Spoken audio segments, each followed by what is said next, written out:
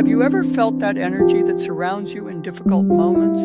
The soul bond with a dog never ends. Even after they leave this world, their spirit lingers. I have felt it, the soft echo of footsteps when no one is there, the gentle press of a cold nose against my hand, the warmth of eyes I once knew.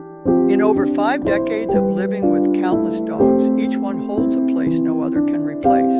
And in moments of despair, it is as if they return, steadying me, reminding me that love never dies. Their bodies may go, but their essence stays woven into my soul. Every dog I've loved still walks with me. Silent guardians prove that the bond between human and dog is eternal. Knowledge builds better dogs and stronger families. Subscribe and grow with me. This is Southern Wind, where every dog is a teacher, and every lesson becomes a legacy.